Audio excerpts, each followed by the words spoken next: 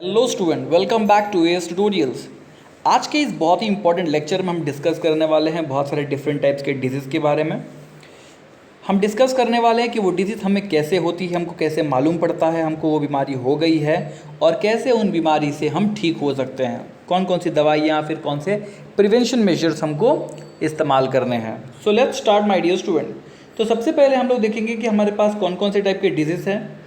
Pathogens का मतलब हो जाता है यहाँ पर कि वो किस बैक्टीरिया के वजह से या फिर किस रीज़न की वजह से हमको हो रहा है।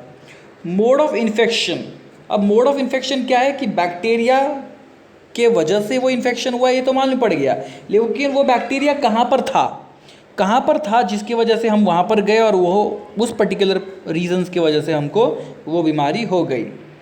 सिम्टम्स, अब कोई बीमारी हो जाती जैसे बुखार हो गया तो बॉडी टेम्परेचर बढ़ जाना, सर्दी हो रहा है तो जुकाम हो जाता है तो नाक से पानी बहना, तो ये सारे क्या है सिम्टम्स है बेसिकली। और इनसे बचने के लिए हमारे पास कौन कौन से प्रिवेंशन मेजर्स है या फिर इनके लिए ट्रीटमेंट के लिए हम लोग क्या क्या कर सकते हैं, वो हम सब चीज़ आज के लेक्चर में डिस्कस करने वाले हैं। तो एक भी पॉइंट इसको मिस मत कीजिए स्टूडेंट, और जो भी आप देख रहे हो, जो भी स्टूडेंट ये वीडियो को देख रहे हैं वो पहले जाकर लाइक कीजिए इसको, ताकि क्या है नेक्स्ट लेक्चर में एकदम एनर्जी मेंटेन रहे। और कमेंट करना ज़रूर डेफिनेटली कि आपको लेक्चर कैसा लगा या कोई डाउट अगर रह गया है तो do not forget to comment below. तो सबसे पहले डिजीज़ है हमारे सामने, वो है ट्यूबरक्लोसिस। ट्यूबरक्लोसिस नॉर्मली आपने सुना रहेगा, टीबी नाम से फेमस है, बोलते हैं कि उसको टीबी हो गया है। क्या हो गया है? टीबी। टीबी मत बोलना, टीबी जो देखते हो घर पे वो नहीं है, ये है टीबी, ट्यूबरक्लोसिस। अब ये ट्यूबरक्लोसिस किस के वजह से होता है, तो देखो यहाँ पर उस बैक्टीरिया का नाम दिया है, इसको रीड करो। सर बहुत बड़ा नाम है, तो डरो मत ना, इसको तोड़ दो। क्या लिखा है देखो, MY को, तो क्या बन गया माइको। उसके बाद देखो क्या लिखा है बैक्टीरियम, तो नाम क्या बन गया माइकोबैक्टीरियम। नीचे देखो TUBER ट्यूबर, CULAE क्यूले, ट्यूबरक्यूले। तो पैथोजन का नाम क्या हो गया जिसकी वजह से ट्यूबरक्लोसिस होता है हमको या फिर हमको हो सकता है। The name of that pathogen is mycobacterium tuberculosis. अब देखो ये मोड ऑफ इन्फेक्शन क्या है, मतलब कैसे एक जन से दूसरे जन को हो सकता है। मतलब अगर एक पर्सन ए को टीबी है तो डेफिनेटली दूसरे पर्सन को होने के चांसेस है, लेकिन उसके पास सिर्फ खड़े रहने से उसको टीबी हो जाएगा ऐसा नहीं है। कैसे देखो, अगर बीमार इंसान कहीं पर थूक रहा है, स्पिटिंग ऑफ पेशेंट, ठीक है, तो अगर वो थूकेगा उसके थूक के मॉलिक्यूल्स जो होंगे उसके अंदर क्या होगा, वो पैथोजेंस मौजूद होंगे और वो हवा में उड़ते रह सकते हैं, है ना, क्योंकि थूक के जो पार्टिकल्स होते हैं वो छोटे रहेंगे तो वो हवा में बहुत ही ज़्यादा देर तक जिंदा रहते हैं। तो अगर किसी अच्छे हेल्दी पर्सन के बॉडी में अगर वो एंटर कर जाता है तो उसको भी ट्यूबरक्लोसिस होने के पूरे चांसेस है। दूसरा है थ्रू एयर, हवा के वजह से, मतलब वही किसी ने थूका और हवा में उसके पार्टिकल्स रह गया। अब हवा तो ट्रैवल करता है ना, वो एक जगह पर थोड़ी ना रुकेगा हवा आपके लिए, तो वो जहाँ जाएगा उसको लेकर, उस वायरस को लेकर, और जो भी पर्सन उस वायरस को अपने बॉडी में इंटेक करेगा डेफिनेटली क्या होगा, उसको टीबी की बीमारी हो जाएगी। ओके। और तीसरी चीज़ है prolong contact with the sharing of material of patients. इसका मतलब है करके आप किसी बीमार इंसान के साथ रहते हो, आपके घर में कोई पर्सन है जिसको टीबी है, तो आप उनके साथ उनके पर्सनल चीज़ों को शेयर करते हो, जैसे टॉवल हो गया, टूथब्रश हो गया, इस तरीके की पर्सनल चीज़ों को शेयर करते हो, तो देयर आर चांसेस कि उनको जो बीमारी है वो आपको भी हो सकती है। ओके। अब देखिए कैसे पता चलता है कि किसी को टीबी हो गया है, क्योंकि एक पर्सन को देखकर सिर्फ बता पाना कि उसको टीबी है नॉट पॉसिबल। हाँ, उसके लक्षण क्या है, उसके सिम्टम्स क्या है, तो आप क्या करते हो, सिम्टम्स के ऊपर फोकस करते हो। तो टीबी का सबसे पहला फोकस देखो क्या है, सबसे पहला सिम्टम क्या है, क्रोनिक कफ, वो खांसता है, बहुत ज़्यादा खांसी आती है उसको, ठीक है। अब सिर्फ खांसने वाले पर्सन को आप ऐसा नहीं बोल देंगे भाई तेरे को टीबी हो गया, हो सकता है आपके घर में किसी रीजंस की वजह से उसको खांसी आ रही, 2 दिन से 3 दिन से 4 दिन से उसको खांसी आ रही है, but you can not come to the conclusion that particular person has a TB. दूसरी चीज़ है कि उसको कभी कभी उसके खांसने के वजह से उसके मुँह से खून भी निकल सकता है। अब ज़रूरी नहीं करके कि हर टीबी के पेशेंट को खून ही निकले, ऐसा नहीं है, but there is a possibility कि उसको ब्लड आ सकते हैं। और तीसरा है, हम कहेंगे यहाँ पर कि डिफ़िकल्ट ब्रीथिंग, उसको सांस लेने में कभी कभी तकलीफ होती है। अब सांस लेने वाली तकलीफ तो अभी के टाइम पर किसी को हो जाए तो बोलेंगे कोरोना हो गया उसको, तो okay, so my dear student can related कि टीबी हैज़ दिस सिम्टम्स, जिसमें सबसे इंपॉर्टेंट सिम्टम पे जो फोकस करना होता है टीबी का वो है क्रॉनिक कफ। टीवी पर बहुत सारे एड्स आते हैं, आप जो टीवी देखते हो उस पर बहुत सारे एड्स आते हैं कि किसी भी पर्सन को अगर एक हफ्ते से ज़्यादा लगातार खांसी है तो उसको डेफिनेटली अपना टीबी का जांच करवाना चाहिए, चेक करना चाहिए कि उसको टीबी है कि नहीं है, क्योंकि उसकी मेडिसिन फ्री ऑफ कॉस्ट है गवर्नमेंट हॉस्पिटल्स में। अब इसके लिए क्या की जाती है, तो स्टूडेंट टीबी के लिए वैक्सीन आ चुका है। Okay, there is something called as BCG vaccine, BCG vaccine. अब ये BCG वैक्सीन आ जाने की वजह से आज के टाइम पर आप देखोगे टीबी के केसेस नहीं होते हैं, लगभग टीबी के केसेस नहीं है हमारे आसपास में। तो बचपन में ही बोलते ना कि टीका लगा दिया, टीका लगाने का मतलब क्या होता है, वैक्सीन लगा दिया, इंजेक्शंस के थ्रू हो गया।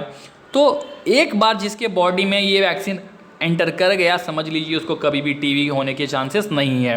बट इसका मतलब ये नहीं कि मैंने वैक्सीन ले लिया था तो अब मैं टीबी के पेशेंट के साथ पर्सनल चीज़ें शेयर कर सकता, उसने थूक दिया तो मेरे को कोई प्रॉब्लम नहीं होगी, ऐसा बिल्कुल भी नहीं है। आइसोलेशन ऑफ पेशेंट, ऐसे पेशेंट को कुछ दिनों तक या बहुत लंबे समय तक क्या किया जाता है, किसी एकांत जगह पर रख दिया जाता है। आइसोलेट कर देना मतलब अपने से उसको अलग कर देना।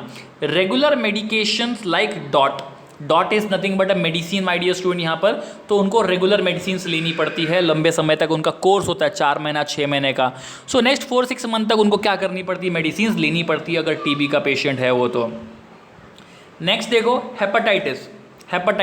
अब हेपेटाइटिस ये नाम आपने नहीं सुना है, लेकिन हेपेटाइटिस का मतलब होता है जॉन्डिस। जॉन्डिस आपने डेफिनेटली सुना है, जॉन्डिस में आपने देखा रहेगा या फिर आपने सुना रहेगा, नहीं पता आप अपने पेरेंट्स से पूछ सकती हो कि मम्मी पापा ये जॉन्डिस क्या होता है। आपको बताएंगे कि एक ऐसी बीमारी है जिसमें आँख जो है, आँख पीली पड़ जाती है। अब देखो हेपेटाइटिस वायरस 5 टाइप के यहाँ पर हमारे पास दिए हैं, hepatitis virus A, hepatitis virus B, C, D and E। तो ये 5 अलग अलग वायरसेस है जिसकी वजह से हमको जॉन्डिस हो सकता है। कैसे जॉन्डिस होने के रीजंस क्या है, मतलब कौन कौन से कारण की वजह से हमको जॉन्डिस हो सकता है। ध्यान देना स्टूडेंट, अगर आपने इन चीज़ों को अवॉइड किया तो आपको ये बीमारी बिल्कुल भी नहीं होगी।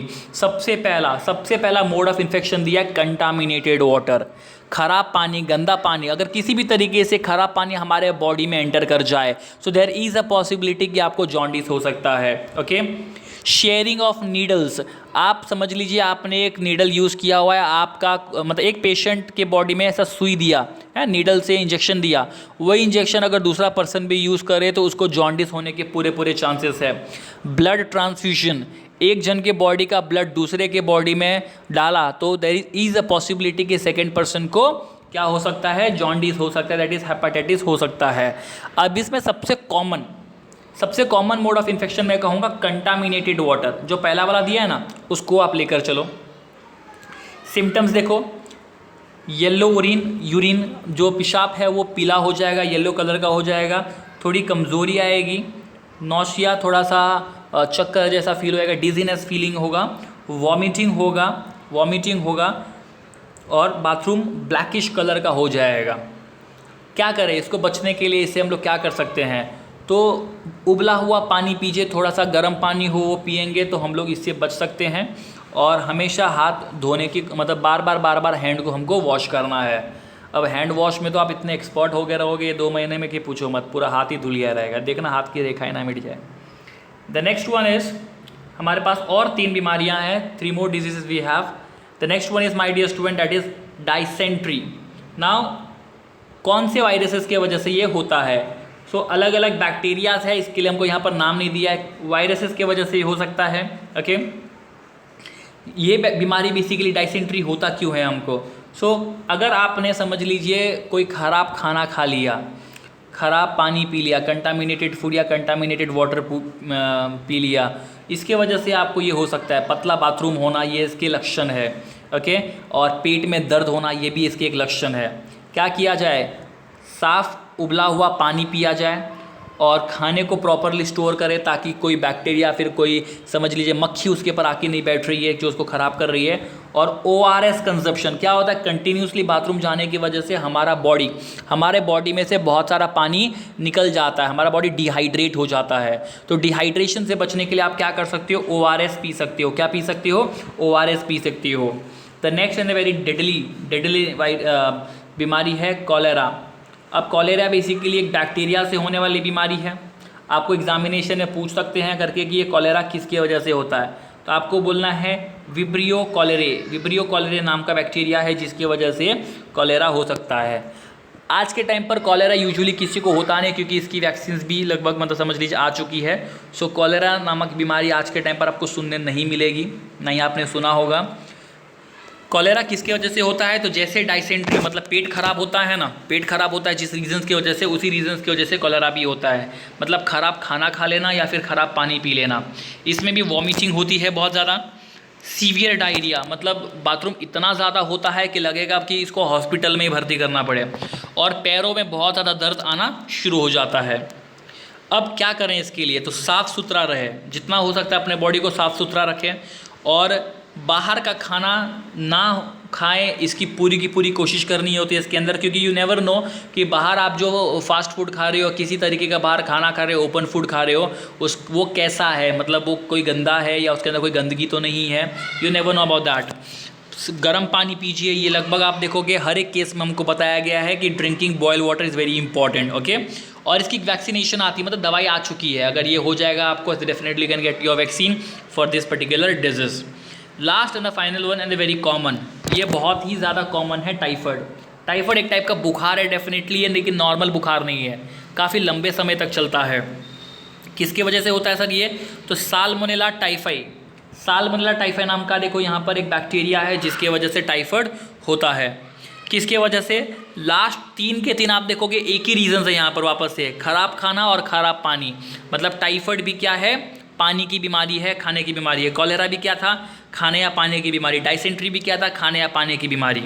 क्या होता है इसके अंदर, सरदर्द बहुत ज़्यादा होने लगता है, सरदर्द बहुत ज़्यादा होने लगता है। रैश ऑन एब्डोमेन, एब्डोमेन मतलब आपका कमर का जो रीजन है उसमें आपको बहुत ज़्यादा खुजली होगी और जिसकी वजह से रैशेस आ जाएंगे आपको।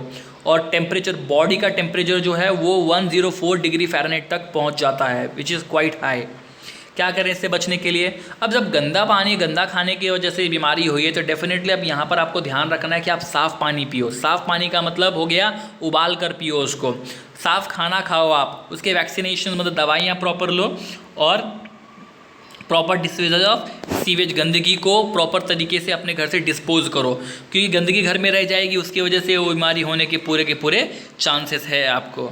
ओके माय डियर स्टूडेंट, सो सी आप देख सकते हो आपके आसपास में अलग अलग तरीके के डर्टीनेस होते हैं, अलग अलग तरीके की बीमारियां फैलाने के लिए। जैसे आप अगर देखोगे कहीं पर घर पे कंटिन्यूसली बहुत दिन से एक जगह पे पानी रखा हुआ है, किसी पौधे में आपने पानी डाला था लेकिन वो पानी पूरा सूखा नहीं है उसने, देयर आर चांसेस कि उसके ऊपर मच्छर, एनोफिलस मॉस्किटो ग्रो करेंगे, क्योंकि मच्छर जो होते हैं ना अपने बच्चे साफ़ पानी में देते हैं। तो साफ़ पानी में जो मलेरिया के मच्छर, डेंगू के मच्छर ये आएंगे, ये आपको क्या करेंगे, बीमार कर सकते हैं। तो हमको देखना है कि कंटिन्यूसली हर जगह क्लीन रहे। गंदगी ज़्यादा होगी तो मक्खी आएगी, है ना, वो मक्खी गंदगी पे पहले बैठेगी, उसके बाद फिर आपके खाने के ऊपर बैठ सकती है, जिसकी वजह से क्या होगा, बैक्टीरिया जो है वो गंदे जगह से आपके खाने के ऊपर ट्रांसफ़र हो रहा है। तो आप लोगों को खास ध्यान रखना है करके कि आप अपने सराउंडिंग में साफ़ सफाई रखें और डेफिनेटली अपने बॉडी को भी क्लीन रखें। फाइन, सो आज के लेक्चर के लिए बस इतना ही। नेक्स्ट लेक्चर में हम आगे डिस्कस करेंगे और लाइक एंड सब्सक्राइब करना ना भूलिए। Thank you very much.